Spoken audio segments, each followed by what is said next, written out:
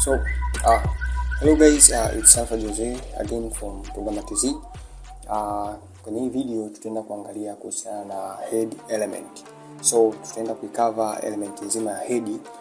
Watu tuliangalia katika structure ya HTML, tukaona kwamba katika structure ya HTML kuna head element. Tukawa tumeskip, tukawa tumetumia body. Tumefanya mifano mingi katika tutorials zilizopita, tulikuwa tunatumia body. Tunaandika elements zetu ndani ya body. Mpaka sasa tujajua ni elements zipi ambazo zinaingia kwenye head element. So tutaenda kuzikava elements zote ambazo zinaingia kwenye head element ili usije ukachanganya ukajikuta unaingiza heading 1 na paragraphs na vitu ambavyo vitakiwa unaviweka kwenye head element. So kama tulivyoangalia structure ya HTML, tunagundua kwamba head element ni muhimu kuwepo, maana ni part of HTML structure. So tutaenda kucover kitu kimoja baada ya kingine ambacho kinafaa kuingia ndani ya head element. So hapa nipo katika machine yangu na then tafungua ile project ambayo tulikuwa tunaenda nayo, so tutaitumia kama mfano hiyo. So nikifungua Windows Explorer, nikaja kwenye project ambayo tulikuwa tunaitumia imo katika folder ya Programmertz, kwenye examples, ni hii website. Niki open with VS Code, itafunguka kama hivyo, unaona. So nikifungua hii file ya afro.html, ndio file ambayo tulikuwa tukitumia, unaona. So tumefanya mifano mingi ndani ya body, na mara mwisho tulikuwa tukiongelea kuhusiana na elements, attributes na tags. So kama hujaona hiyo video ya elements, attributes na tags, unaweza kalifaa kwenye video zilizopita. So hatujagusa chochote upande wa head, ila tumegusa sana upande wa body. So tutaenda clear out kila kitu kwenye body, then leo tutaenda kuongelea kuhusiana na head. So tutakuwa tuna speak kuhusiana na head. So ni vitu gani ambavyo vinaingia ndani ya head? So kitu cha kwanza kabisa huwa kinaitwa nini? Kinaitwa title, umeona.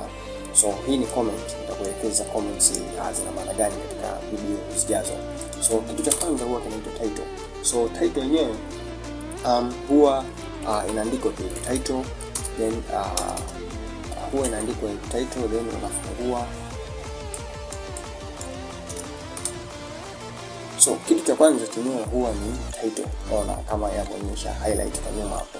So title yenyewe huwa inaandikwa tu title, then ndani katikati ya title una specify nini ambacho unataka kiwe kama title yako, umeona. So tutaandika chochote kile, labda this is alpha head, umeona.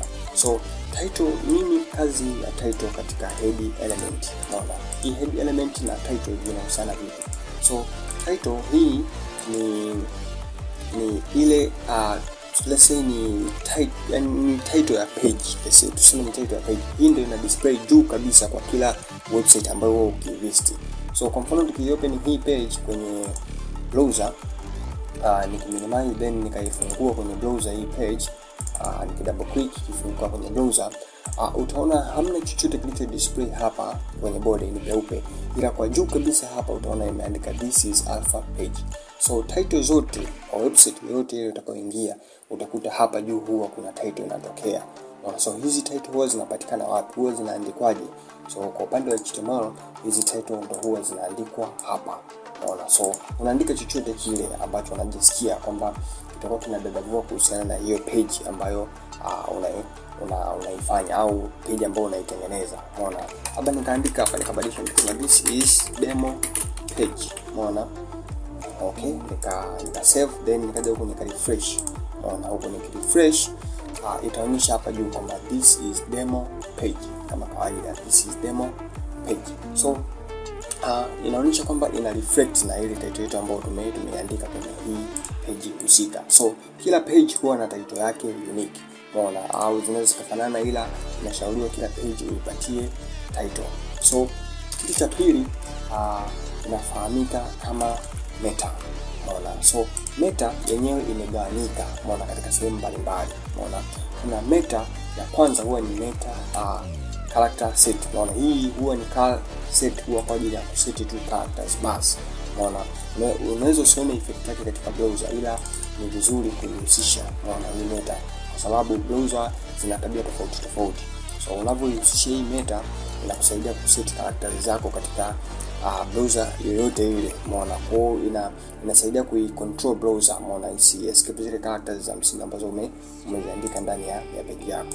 Na meta ya pili huwa ni meta inaitwa meta description meta, umeona. So inaitwa, ukiandika tu meta, umeona, kwenye VS Code ukiandika meta, umeona, kuna aina za meta zitaletwa, umeona. So meta nyingine huwa ni meta kwa ajili ya nini? Description. So mfano kama unaona kuna meta for description. Kwa huwa inakuwa na name, unaona, na name yenyewe ndio nini? Description, unaona.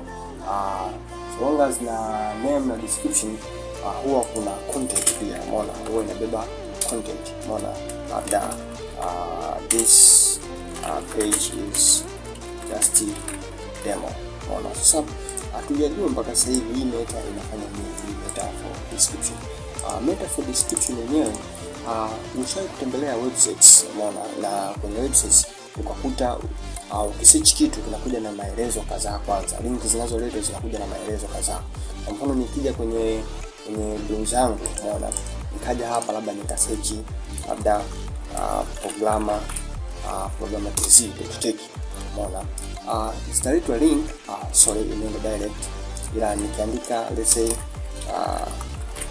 Programmertz, kwa hivyo nikaacha, umeona, huwa inakuja, ila inakuja na maelezo kiasi kwamba hii ni HTML programming, CSS, bla bla bla, umeona, HTML si nini, umeona. Haya maelezo huwa yanatoka wapi? So unapotengeneza site ni vizuri kuspecify meta, unaona, na inakuwa na description hapa. Hii meta ndio ina set hayo maelezo. So Google wanapokuja kuchota content kwako, wanachota na haya maelezo kutoka kwenye meta. So meta ndio inaleta haya maelezo. So hata ukitembelea sites zingine, unaona, utakuta zina maelezo hapa kidogo, zina maelezo. Haya maelezo huwa yanakuwa generated kutokana na nini? Na meta. Okay? That sounds nice. So hii ni meta for description. Na vile kuna meta nyingine for keywords, umeona. Hii meta for keyword yenyewe huwa ina name yake inakuwa ni keywords, umeona, keywords, umeona. Then katikati una pass keywords ambazo unajisikia wewe kwamba mtu akisearch kuhusiana na shoes, umeona, au akisearch kuhusiana na labda na clothes, umeona, au akisearch kuhusiana labda na labda chochote kile, labda coats, umeona, aipate site yako. So site yako inakuwa specifically iko linked to keywords kama shoes, clothes na coats. So unakuwa miongoni mwa watu ambao wanaweza site yako ikapop up ndani na keywords ambazo umeset kwenye meta. So hii ni meta pia. So meta kwa kikubwa, meta huwa zinatumika na search engine, unaona, na zinatumika na search engine na browser. So effect yake hutaiona hapo ukirefresh page yako. Kwa mfano hapa tukirudi kwenye browser yetu tukarefresh, unaona, hatutaona nini effect ya meta popote pale, ila effect zake huwa zinakuja. Kwa mfano kama hivyo kwenye search, kisha search ndio utaona effect zake. So kuna meta nyingine huwa inaitwa meta refresh meta, unaona. Refresh meta yenyewe haina name, of course, huwa ina kitu kinaitwa http equif, unaona, na content yake inakuwa ni seconds, unaona. Kwa hii huwa ina kitu kinaitwa http equif kama hivyo, and then hapa katikati utapass neno refresh, unaona. And then kwenye upande wa content utapass kwamba unataka page yako iwe ina refresh kila baada ya muda gani, unaona. Labda nataka page yangu iwe ina refresh kila baada ya sekunde 2. Kwa niweka content, niweka tu kila baada ya sekunde 2 page yangu ita refresh, unaona. Kwa hii ndio inaitwa refresh meta, ina refresh web page yako kila baada ya muda wa sekunde 2. So nikija huku nikaview vizuri, ukiangalia kwa makini kabisa hapa, unaona, utakuta nikirefresh utakuta kila baada ya sekunde 2 website yako ina refresh kama unavyoona hapo. Kila baada ya sekunde 2 bila hata kurefresh, ina refresh yenyewe automatically, ina refresh. So hii ndio inaitwa refresh meta. So ni vizuri kuitumia kulingana na kitu ambacho unafanya, ila mara nyingi haitumiki sana. So meta nyingine huwa ni kwa ajili ya set author, umeona, author meta tunaita, umeona. Hii inakuwa na name, ila hapa katikati ni author, umeona. Then uta specify hapa. Hii ni kwa ajili ya kumtambulisha tu mwandishi wa hii website au mwandishi wa hii page fulani. So unaweza kumtaja mtu yote, labda ni Alpha Jose, umeona, au ukataja jina lako na chochote kile ambacho unajisikia, umeona. So ni vizuri pia kuiset kama unataka hizi page au website yako iende upload au iwe na more details kuhusiana na nini ambacho kinaendelea. So hii inaitwa author meta. So meta nyingine huwa inaitwa viewport meta, unaona. Zipo meta nyingi, umeona, so sitoziongelea zote, ila zipo nyingi, utazipitia kwa wakati wako pia. So kitu kingine ambacho huwa kinaingia kwenye upande wa head, umeona, leo tunaongelea tu upande wa head, umeona. So kitu kingine huwa kinaitwa links, umeona. So hizi link, umeona, hizi huwa ni special kabisa kwa ajili ya kulinki na file au kulinki na web pages zingine au kulinki na sites zingine au kulinki na servers zingine. So yenyewe huwa inaandikwa hivyo, link na kwa na relationship, unataka link nini. Kwa mfano kama hapa nataka ni link style sheet, umeona, then uta pass hyperreference mahali unapo link, umeona. Kwa mfano hapa tuna link file ya CSS ambayo liko labda liko katika project yetu hii, umeona, au liko katika server nyingine, ila kwa kulinki hivi inaonyesha kwamba liko katika project yetu hii, umeona. So uta specify tu hapo, unaona, nimejaribu kulifuata, imesema ile file halipo sababu hakijalitengeneza, umeona. So uta specify hapa jina la file, umeona, au kama lipo katika labda lipo katika website nyingine, utaweka link hapa hivi, labda https, umeona, labda google.com, labda ile file inapatikana huko google.com, umeona. So utalink kama hivyo. So link zinasaidia kulink na external servers na zinasaidia pia kulink na files ambazo ziko within the project, umeona. So hizi ni kwa ajili ya kulink to within other documents au within the same project au within another project, umeona. So sio kulinki ile link tunazozifahamu zingine, labda link ya kukliki kwenda labda kwenye browse kwenda kwenye page nyingine, no. Hizi ni special kabisa kwa ajili ya kulinki na files zingine, umeona, ndio maana zinaandikwa ndani ya head. So hizi links. So kitu kingine ni scripts, umeona. So script hizi ni JavaScript, umeona.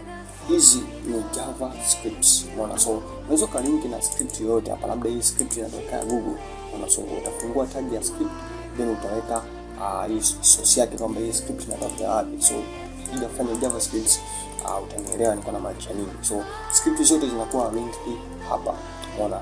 Vile vile script hizi sio lazima ulink hapa, unaweza pia ukailink huko mwishoni mwa body hapa, unaweza ukalink pia script tu peke yake ndio inakubali kulink within the body pia, umeona. Unaweza ukalink scripts, umeona, hapa chini, umeona, labda kama ni hii unaweza ukalink hapa chini, umeona, kama hapa unaweka hapa na still it will work fine, umeona. So kama hivyo hapa script ikiwa na source, na kwamba tumelink kutoka katika server nyingine, ila script inaweza ikawa yenyewe kama yenyewe pia, umeona, without source, na ukaandika scripts zako, umeona, kwa mfano kama hivyo, umeona. So likewise unaweza kufanya hivi au kufanya hivi kulingana na jinsi au knowledge yako kuhusiana na JavaScript. So kitu kingine na cha mwisho kabisa ambacho huwa kinapatikana within the head, umeona, bado tunaongelea kuhusiana na head. Kitu cha mwisho kabisa ambacho huwa kinapatikana within the head ni style, umeona. Tumo ndani ya head bado, na kitu cha mwisho kabisa ni style, umeona. So hizi style zenyewe huwa ni CSS tuseme, umeona. So unaweza uka open style hapa kama hivyo, umeona, na ukaandika style zako, labda body unataka body iwe labda na background ya red, umeona. Hii kumbuka nimekwambia kama ni CSS. So utajifunza CSS vizuri, nitakuelekeza jinsi ya kutumia hizi style. Nikufundisha JavaScript pia nitakuelekeza jinsi ya kutumia scripts. So kwa sasa tunatakiwa kwamba ujue kwamba styles huwa zinaandikwa ndani ya nini, ya head. Na kama hapa tulivyokuwa tumelinki kwenda kwenye style nyingine, unaweza kaandika style hapa ndani ya nini, ya page yako ya HTML, na ikawa ina reflect kulingana na nini, kulingana na kile ambacho kimeandikwa kule. Umeona, kwa mfano hii script tayari imesha reflect, imesema hello world.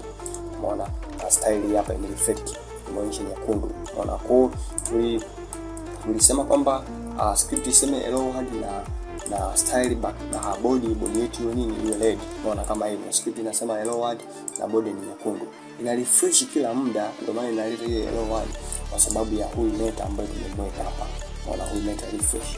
Unaona, kwa unaweza nikamtoa kama hivyo, comment out. Unaona, so simple kama hivyo. Unaona, unakuwa umeweza kufanyaje, kutengeneza nini tuseme, unakuwa umeweza kujua nini vitu gani ambavyo vinaingia kwenye head. Unaona, so tunazo title, tunazo meta, tunazo links, tunazo scripts na tunazo styles. So hivi ndio vitu pekee ambavyo vinaingia ndani ya head kama hivyo. Nimejaribu ku minimize, umeona, ili uvione kabisa kwa vyote kwa pamoja. Kwa tunazo title, tunazo meta, tunazo links, scripts na styles. Hivi ndio vitu pekee ambavyo vinaingia ndani ya head element. So usije ukachanganya ndani ya head element ukaingiza nini, ukaingiza heading 1, ukaingiza paragraph, ukaingiza nini, ukaingiza vitu ambavyo una video tofauti na hivi. Utakuwa unakosea na una violate rules za nani, za HTML. So tutaendelea kuvijua zaidi kwa undani, na unavyozidi kufanya zaidi ndio utavijua kwa undani zaidi jinsi ya kutumia na kwa nini ndiko hivyo. So stay stick with Programmertz for next tutorials.